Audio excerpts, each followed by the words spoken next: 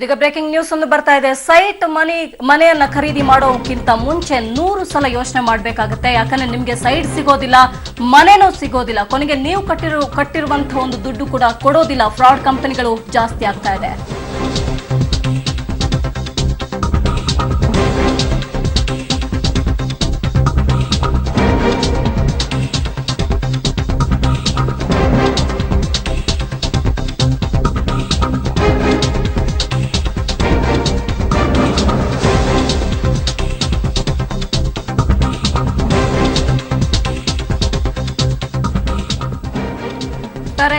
Site ಮನೆಯನ್ನ ಖರೀದಿ ಮಾಡೋಕ್ಕಿಂತ ಮುಂಚೆ 100 ಅಲ್ಲ 1000 ಸರ್ತಿ ಯೋಚನೆ ಮಾಡೋದು ಬೆಸ್ಟ್ ಅಂತ ಹೇಳಿ ಅನಿಸ್ತಾ ಇದೆ. ಯಾಕಂದ್ರೆ ಸಿಐಡಿ ಅಧಿಕಾರಿಗಳು 10 ಕಂಪನಿಗಳ ವಿರುದ್ಧ ಈಗಾಗಲೇ ಆಕ್ಷನ್ ಅನ್ನ ತಗೊಂಡಿದ್ದಾರೆ.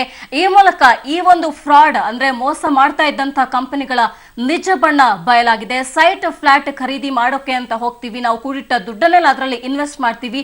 ಆದ್ರೆ ಈ ಇನ್ವೆಸ್ಟ್ಮೆಂಟ್ ಮಾಡೋಕ್ಕಿಂತ ಮುಂಚೆ ನೀವೊಮ್ಮೆ ಯೋಚನೆ ಮಾಡೋದು ಬೆಟರ್ ಅಂತ ಹೇಳಿ ಅನಿಸ್ತಾ ಇದೆ. ಸಾಕಷ್ಟು ರಿಯಲ್ ಎಸ್ಟೇಟ್ ದಂಧೆ ಬೆಳೀತಾ ಇದೆ, ಮಾಫಿಯಾ ಕೂಡ ನಡೀತಾ ಇದೆ. ಇದರ ಬೆನ್ನಿಗೆ ಈ ರೀತಿಯ ದೋಖಾ ಕಂಪನಿಗಳು ಕೂಡ ನಾಯಿ ಕೊಡೆಗಳಂತೆ ದಿನನಿತ್ಯ ತಲೆ ಎತ್ತಾ ಇದೆ.